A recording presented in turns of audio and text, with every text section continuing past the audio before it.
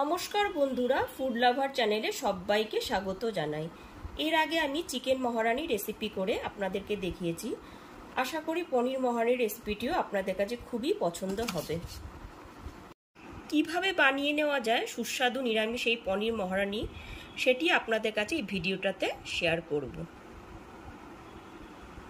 তাহলে চলুন দেখে নেওয়া যাক পনির মহারানি রেসিপিটি। পনির মহারানি বানাবার জন্য এখানে 400 গ্রাম পনির ব্যবহার করেছি। আপনারা চাইলে পরে বেশি পরিমাণ পনিরও ব্যবহার করতে পারেন।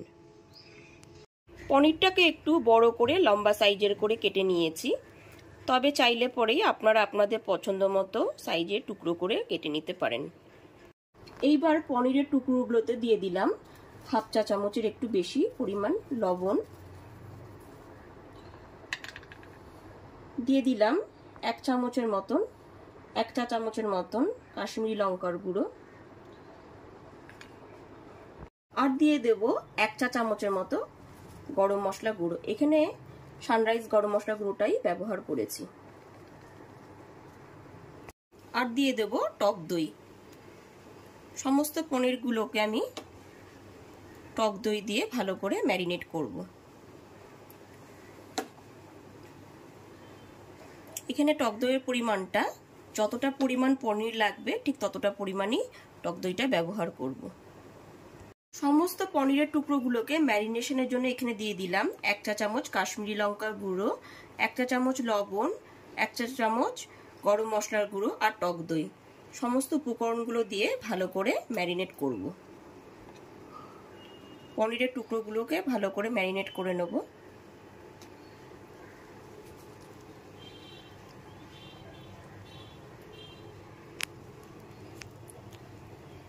সমস্ত পনিরের টুকরোগুলোকে এইরকম ম্যারিনেট করে রেখে দিয়েছি। এবার একটি পাত্রে নিয়ে নিয়েছি 2 টেবিল চামচ বেসন। ম্যারিনেট করা পনিরের টুকরোগুলোকে বেসনের মধ্যে দিয়ে দিয়েছি। ম্যারিনেট করা পনিরের টুকরোগুলো বেসনটা দিয়ে এপিট ওপিট করে একটা কোট বানিয়ে নিতে হবে। প্রত্যেকটা পনিরের টুকরোগুলোকে এপিট ওপিট করে একটা কোট বানিয়ে নিচ্ছি।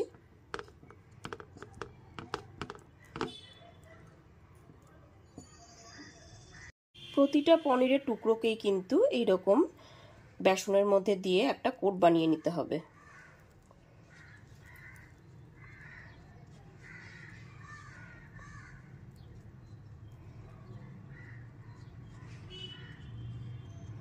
কোটটা বানিয়ে আলাদা করে এইরকম রেখে দিতে হবে। এক্ষেত্রে কিন্তু একদমই বেসনের ব্যাটার ব্যবহার করা যাবে না। এরকম বেসনটাকে নিয়ে এরকম উল্টে পাল্টে একটা কোট বানিয়ে নিতে হবে। সমস্ত ম্যারিনেট করা পনিরের টুকরোগুলোতে বেসন দিয়ে একটা এইরকম কোট বানিয়ে নিয়েছি। এইবার গ্যাসের ফ্লেমটা অন করে একটা কড়াইতে দিয়ে দিয়েছি 3 টেবিল স্পুন সাদা তেল বা রিফাইন্ড অয়েল। তেলটা এখানে গরম হয়ে গেছে। এইবার একে একে পনিরের টুকরোগুলোকে দিয়ে দিচ্ছি।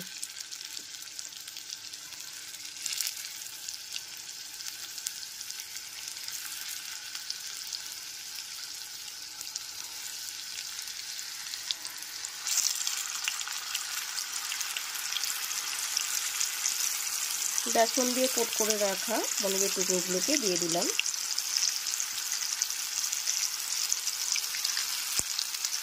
গ্যাসের ফ্লেমটা মিডিয়ামে রেখে পনিরের টুকরোগুলোকে এরকম উল্টে পাল্টে ভালো করে ভেজে নেব।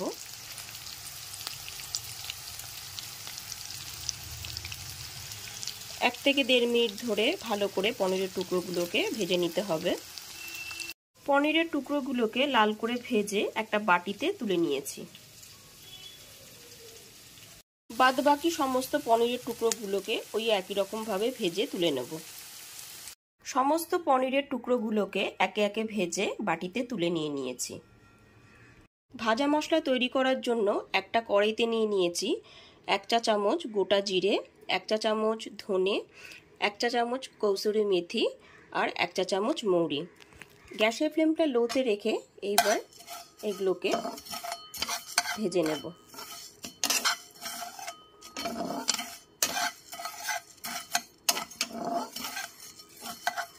গ্যাসের ফ্লেমটা লোতে রেখে কিন্তু মশলাগুলো হালকা করে ভেজে নিতে হবে।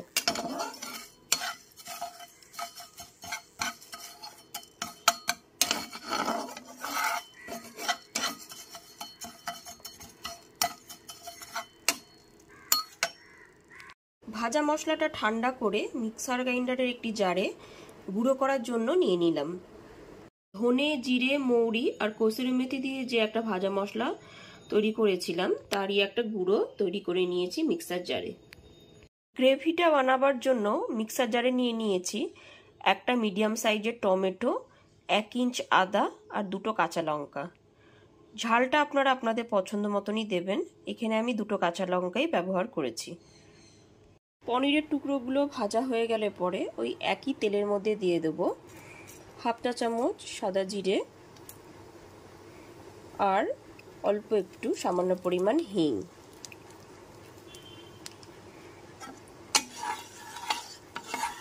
এবার ভালো করে মিশিয়ে নেব।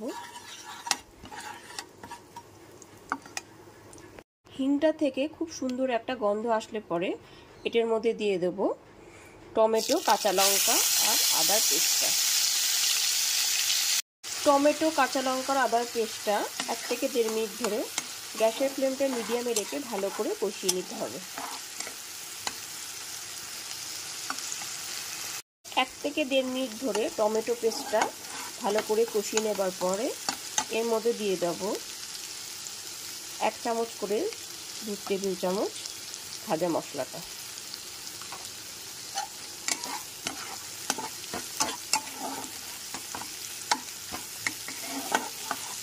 ভাজা মশলাটা ভালো করে আরেকবার টমেটো পেস্টের সাথে কষিয়ে নিতে হবে।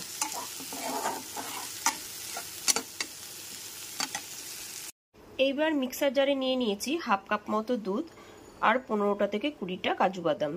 কাজু বাদাম আর দুধের একটা মিহি পেস্ট তৈরি করে নেব। কাজু বাদাম আর দুধের এইরকম একটা মিহি পেস্ট তৈরি করে নিয়েছি। আর ভাজা মশলাটা দিয়ে ভালো করে কষিয়ে নেবার পর এর মধ্যে কাজু বাদাম আর দুধের পেস্টটা দিয়ে দিলাম।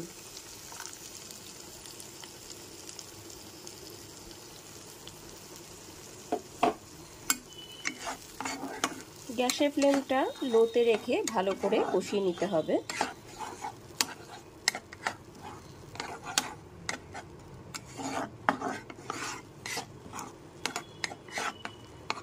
যেহেতু এখানে কাজু বাদাম বাটা আছে ওই জন্য গ্যাসের ফ্লেমটা লোতেই রাখতে হবে।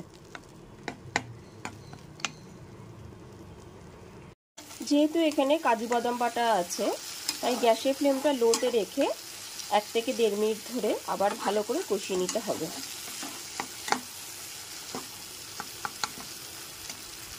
মশলাটাকে এখানে খুব সুন্দর করে কষিয়ে নিতে হবে। যত মশলাটা কষানো হবে রান্নার স্বাদও তত ভালো হবে। মশলাটা এখানে 2 থেকে 3 মিনিট ধরে খুব ভালো করে কষানো হয়ে গেছে আর মশলাটা থেকে তেলও ছেড়ে এসেছে। তাই এবার এর মধ্যে দিয়ে দিলাম 1/2 কাপ মতো গরম জল।